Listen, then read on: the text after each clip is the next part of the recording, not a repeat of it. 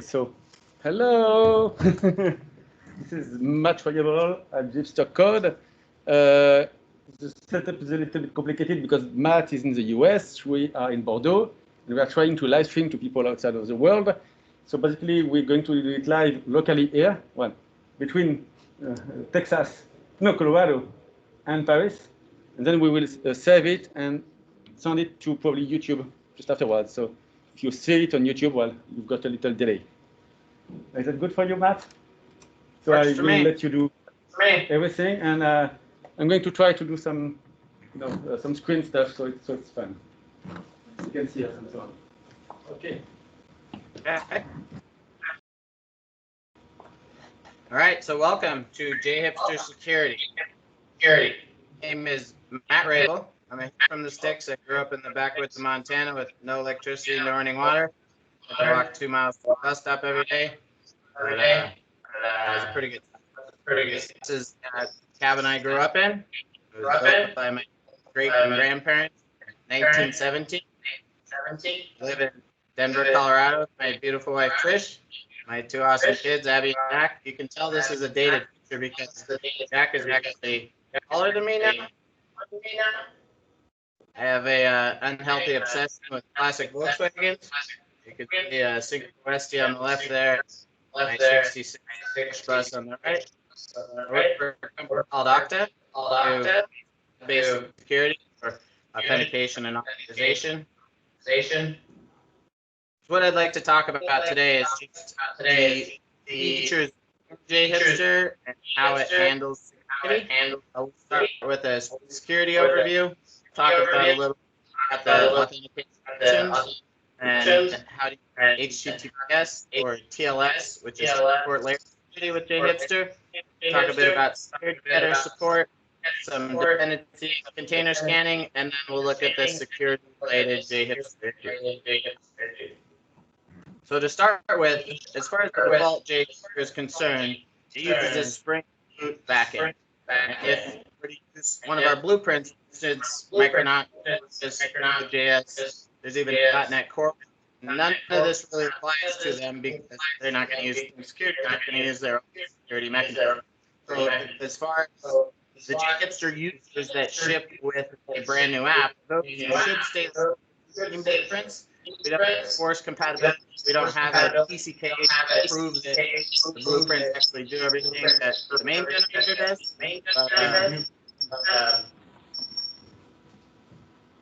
That echo pretty bad there?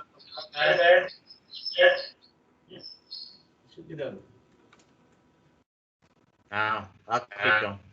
So it ships with 4 users, system for audit logs, anonymous, which you haven't accessed it, and your anonymous user if you're authenticated, basic user, and admin. So obviously, if you're going to go to production, user and admin accounts have passwords that are the worst passwords in the world. They match the username. So make sure and go and change those when you do go to production. And the jhipster.tech/security site has a much better overview of the details on all those. There's also 2 roles, role user, which gives a user access to CRUD, create, read, update, and delete entities. If you actually have a user that doesn't have those roles, you will be able to log into a JHipster app. You just can't really do much after that. The role admin role will give you the ability to actually see the administration section and do user management, things like that. Most of the security configuration is in a security configuration.java class. If you're using Kotlin, that'll be .kt. But all the URLs are defined in there as far as which ones are allowed from anyone, which ones are protected, and things of that sort. And then pre-authorize if you want to do any method level rules to say only this role can access this method. We use pre-authorize from Spring Security as well. And there's a link at the bottom there to a blog from Epon that shows how to improve the access control of a JHipster application, because what will essentially happen is, let's say you had a blog, and I am a user that owns that blog, and by default, JHipster will generate a bunch of code that allows pretty much anyone to access that blog. So if you wanted to go in and lock it down so only the user that actually has access to that blog can get to it, you're going to have to write a little bit of custom logic that says, fetch that blog, compare the user that owns it with the current user, and either return a security error or let them have it. So that blog from Epon shows you how to do that. There's a number of authentication options in JHipster. There's JWT or JSON Web Tokens. That's the default. Session-based authentication, which is what you're probably used to, which is you keep your credentials in the database. JWT does the same thing, but basically between the browser and the server, a cookie is established, and that's the way we've done web apps for 20 years. Works great. OAuth2 and OpenID Connect, as well as JHipster UAA. And so the last two are actually both using OAuth2 and OpenID Connect. The difference is JHipster UAA, you'll actually build it yourself using Spring Security. Now, we do allow you to generate that, but just to be clear, you'll own the authorization server. And so any fancy features like multi-factor authentication, whatever, you would have to build as well with JHipster UAA. And so this is what the screen looks like. If you were to use JWT or session-based authentication, you can see username and password. It's got remember me support and forget password support and registering a new account. And so if you were to use OAuth and OpenID Connect, which is my personal favorite since I helped write it, by default, you'll use Keycloak in a Docker container, and you will need to start that before you start up your app. And this is what the form looks like on the left there. And then on the right, if you switch to Okta or another identity provider, it might look like that. And so if you wanted to configure user signup or registration, you would actually need to go into the identity provider, often called an IDP, and add it there. And so on both of these screens, what would happen is if you enabled it on Keycloak or Okta, there would be a link at the bottom that says, do you want to register and sign up? And JHipster will handle that just like normally. And so I did want to talk a little bit about OAuth just because it's one of the most misunderstood security technologies. So it started out as open authorization. That's what open or OAuth stands for. And anyone can implement it. And it works over HTTPS and authorizes devices, API servers, and applications. And so different from SAML, which came out in 2006, OAuth is much more suited towards things like TVs and devices and IoT, whereas SAML is mostly just web-based. And so it started out in 2012, and it enables apps to obtain limited access to a user's data. So before we had OAuth, what a lot of people would do, and the primary example is something like LinkedIn. So at the end of the flow, you've signed up for LinkedIn, it prompts you, and back in 2007, 2008, it would prompt you for your Gmail credentials.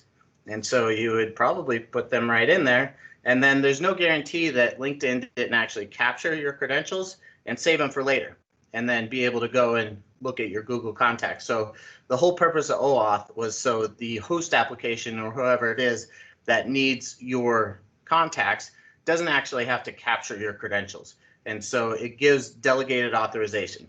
It doesn't have anything to do with authentication, only authorization. So you get this access token, you can access resources based on that user's behalf, and you don't have to have that user's information. So it's a much more secure way of doing things because you don't have to capture that user's credentials. And you can think of it like hotel key cards, but for apps. So when you go to a hotel and you need to get registered, first of all, and so you do have to show them an ID for that, right? It's usually your driver's license or maybe a passport. And so that's not part of OAuth. But when they give you the key card, that is just like an access token. So you'll walk around that hotel, you'll be able to access the pool, maybe the gym, your room, and not other people's rooms, all with that key card. So it's smart enough to know what you can actually get access to, but it knows nothing about you, right? It doesn't know your name, doesn't know your address or anything like that.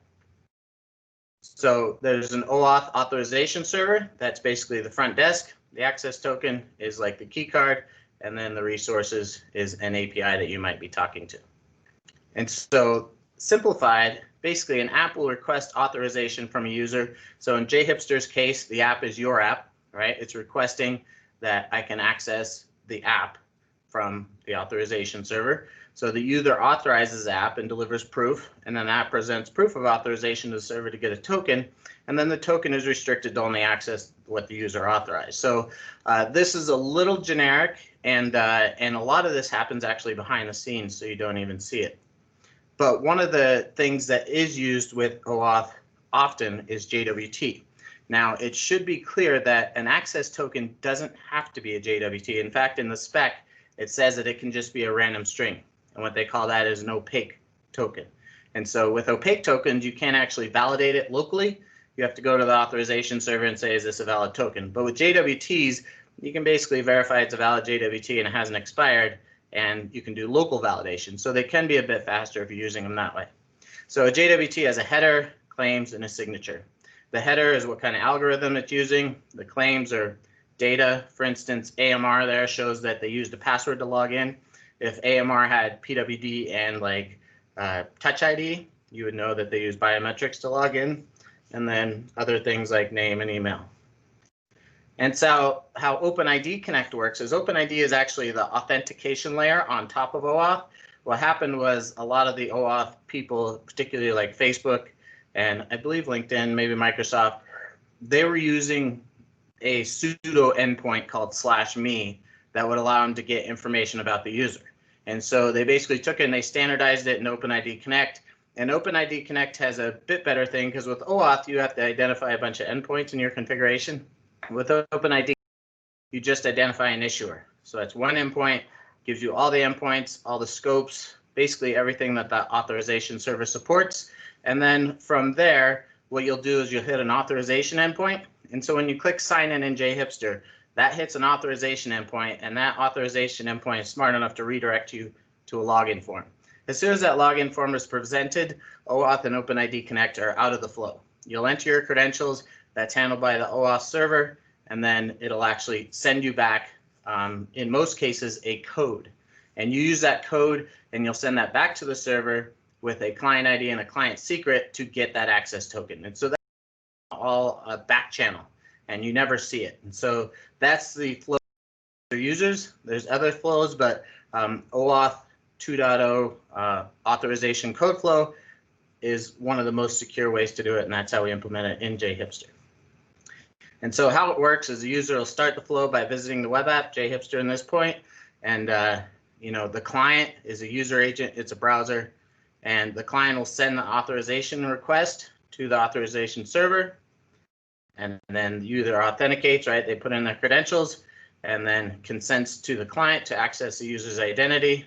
The authorization code grant comes back, and then the client authenticates, exchanges that code for the ID token from the server and an access token, and maybe even a refresh token that will allow them to renew if that expires. And then you can also get user information from a user info endpoint as well. And so I was going to do a demo, but these can be tough to do, especially virtual. So what I did instead is just link to a YouTube video, and you can see that in this video I create an app with JHipster and React and convert it to be a progressive web app. I show how to do keycloak and add registration. I show how JHipster saves a user snapshot. So when you log in, what JHipster does if you're using OAuth is it grabs that user information and just saves a read-only snapshot in the database. And the reason for that is so you can establish relationships with that user. And then I show how to do the same thing with Okta and then deploy to Heroku. And one of the cool features that we just added to JHipster is if you deploy to Heroku and you are using OAuth, it'll actually prompt you if you want to use Okta, because you could deploy keycloak, but Okta's already up and running. And then it configures and sets up your Okta account for you. So really with one command, you can deploy to Heroku and have OpenID Connect working. And then it's got some Okta customization stuff in there. So additional resources, OAuth.net. That's basically the spec location. So if you want to read more about it, maybe you want to help put your kids to sleep or yourself to sleep, there's a lot in there. And you'll see at the bottom, it's sponsored by both Auth0 and Okta. So it's not specific to any one company. And then there's OAuth 2.0 servers, or OAuth.com. That's written by one of my coworkers, Aaron Parecki. And so it's a book, an online book, and it's also a way to learn more about OAuth. And in there, he also has a playground, so you can play with the different flows that OAuth provides. The next thing I wanted to cover was HTTPS, also known as TLS, or Transport Layer Security. We used to call it SSL, but that's a deprecated term, so TLS is a better one. And I like to refer to this site howhttps.works when I talk about HTTPS, because you basically need it for three reasons: privacy, integrity, and identification. So it's guaranteeing that what you send to the other end is actually secured and confidential, and no one played with it. And one of the things I like to cite is Troy Hunt has this great blog post that he did on why you need HTTPS even for static sites. And in that blog post, he shows that if I'm on, a Wi-Fi network that is unsecure, so it's using HTTP, a lot of times even airports or hotels will have the ability to inject data into that request. So you're sending an outbound request or it's coming back to you, they can add JavaScript, for instance, to that to show ads or something like that. Can't do that with HTTPS. So you want to try to use it if you can, especially in production. And JHipster has great TLS support. So if you were to use MVN or Gradle with the TLS profile, then it would start it, it would generate a certificate, it would do all that for you. And it also uses HTTP2. So HTTP2 is not so much text-based, it's more binary. And you can see how it maps with the HTTP1 on the right there. And then if you were to run the front end and you want that in HTTPS as well, use a new command, not npm start, but npm run start TLS. You can also force HTTPS in production if you're behind a load balancer like Heroku or Cloud Foundry uses. They'll send an X-forwarded proto header that says, hey, this should still be HTTPS, or it's not HTTPS, so you can forward it and make it into HTTPS.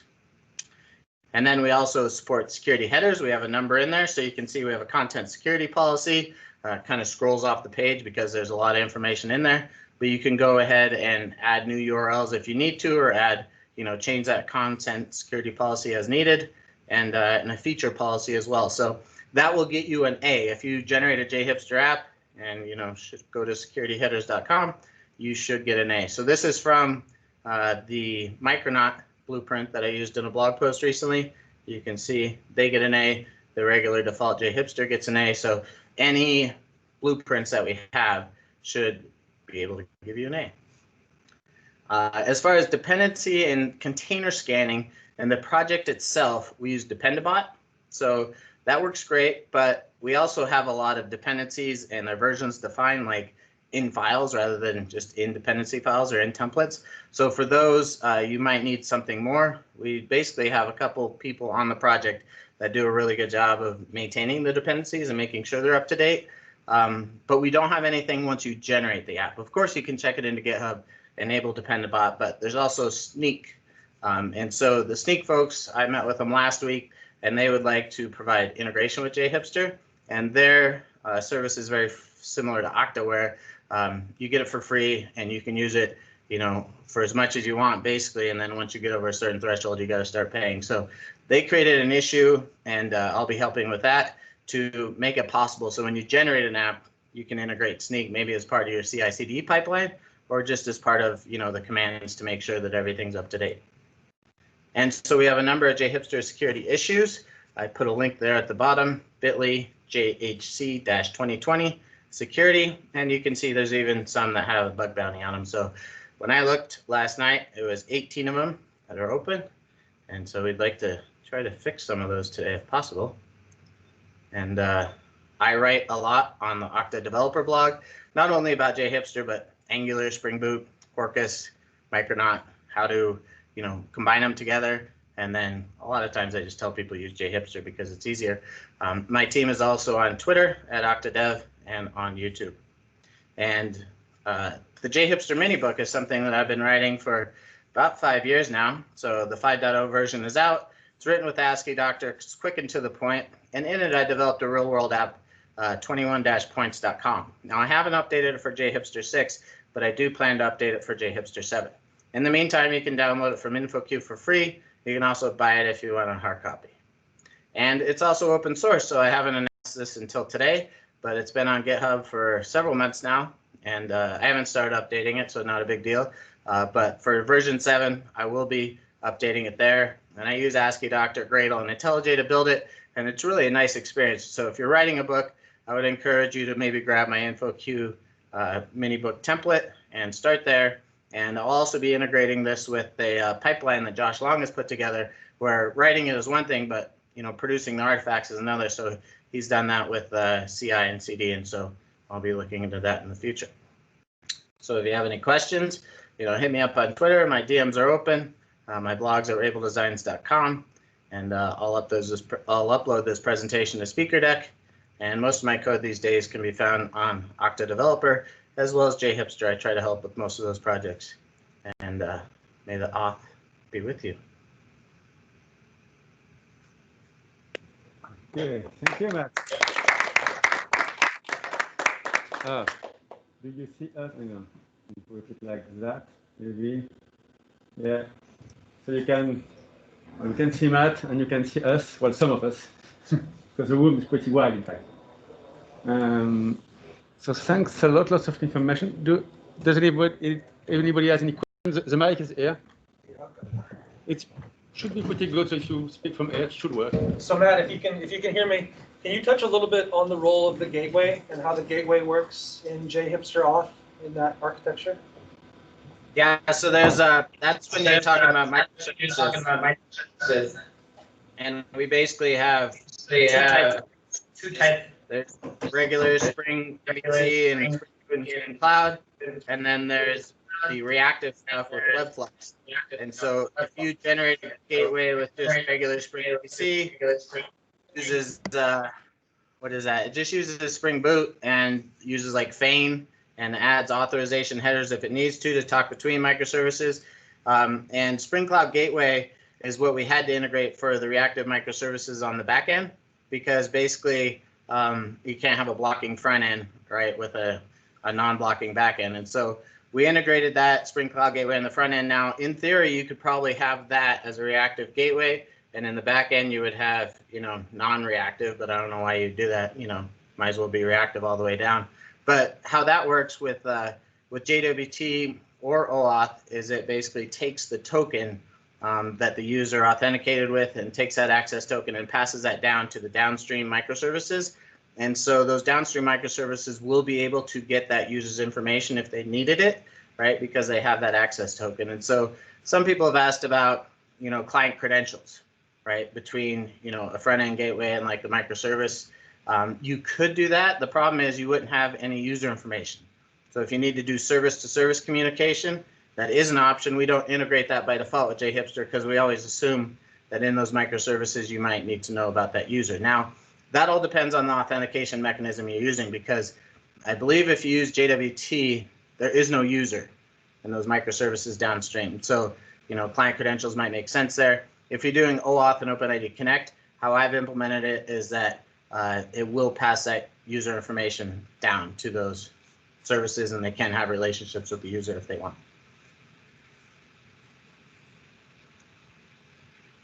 Sorry. So just one more question on that. If you're using OAuth with the gateway, is it passing down, like in Keycloak, which is what I'm familiar with, is it passing down the client scopes all the way down to the microservice? Like, is the gateway forwarding down the grants that exist inside the realm in Keycloak, or is it just passing? What does it pass, I guess? What comes from the identity provider down to the microservice level? It's just passing that access token. So that access token probably has those scopes in there as a claim, and so you should be able to access those on that microservice if you need to. But you could also take that access token and go back to like the user info endpoint, right, from that microservice and get that user's information if you needed it.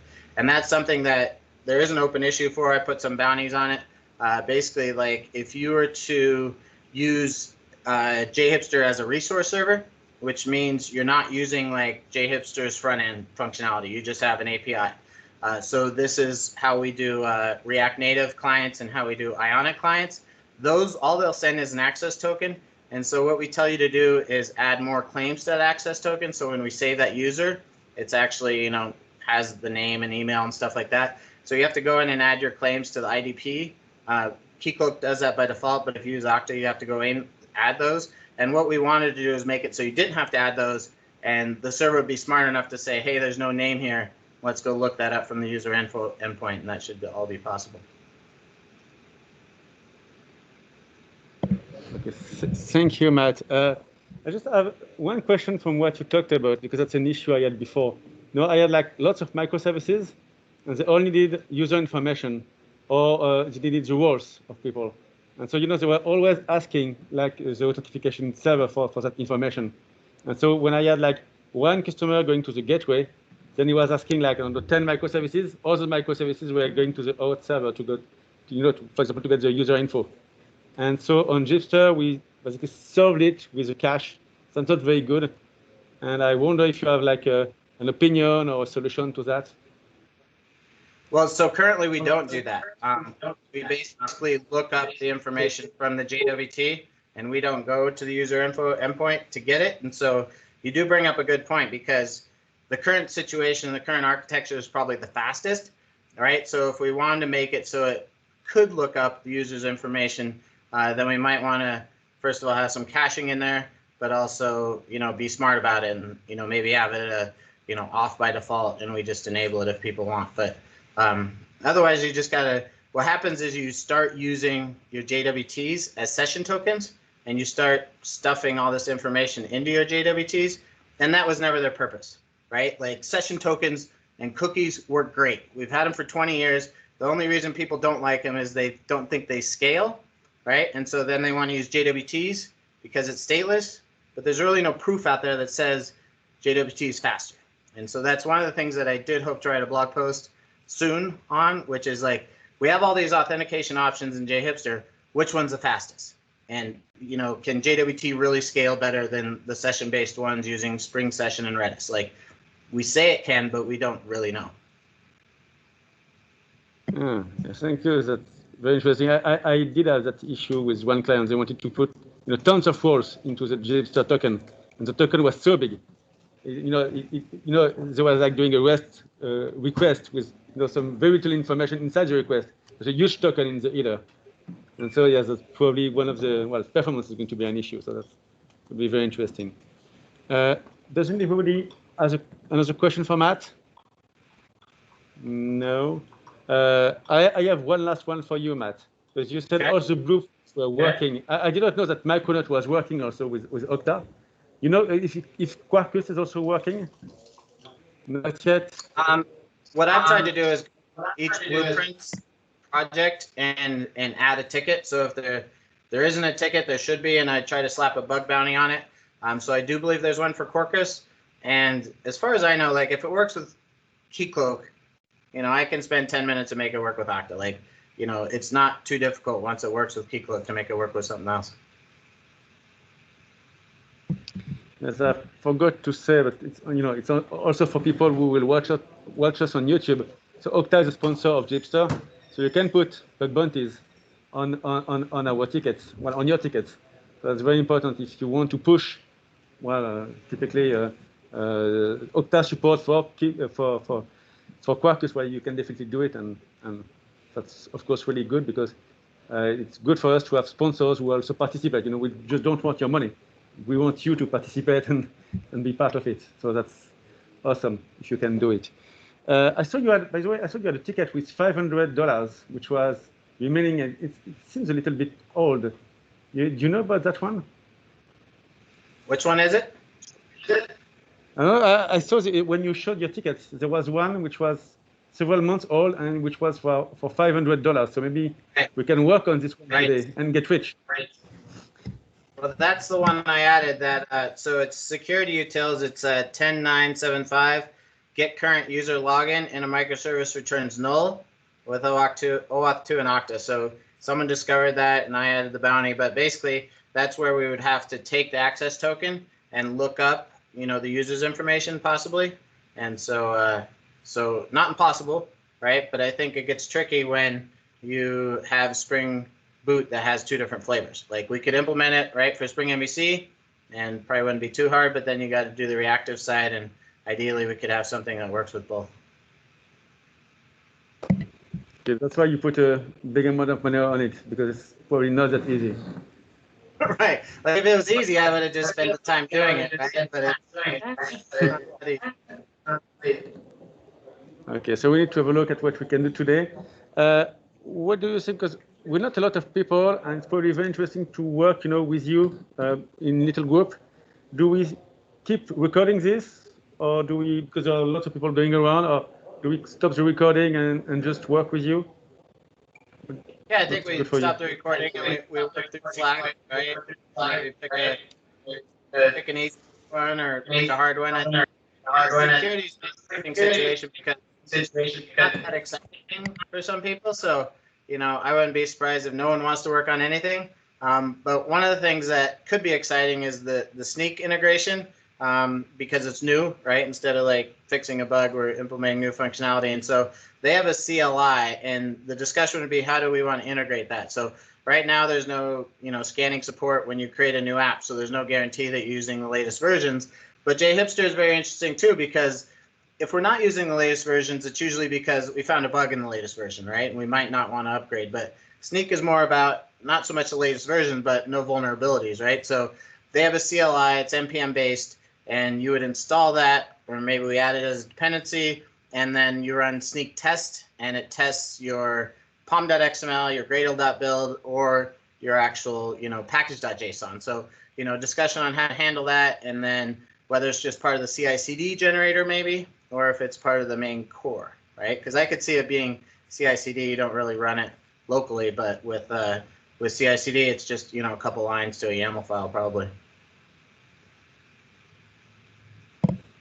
Yes, so I was just checking. I think Sneak is a French company. I think I've already been there. It's pretty interesting to work with them. Okay. Well, thanks a lot. Well, let's move on and work more closely with you. And I will stop the recording so I can also share it on YouTube. Because I announced people that I would share it as soon as possible. And otherwise, you need to wait until this evening. So that's good for you. Well, let's just stop the recording, and then we'll go on working and coding together. Good? Okay. Yeah. Goodbye, everybody. How do we're gonna go. It's here. Yes.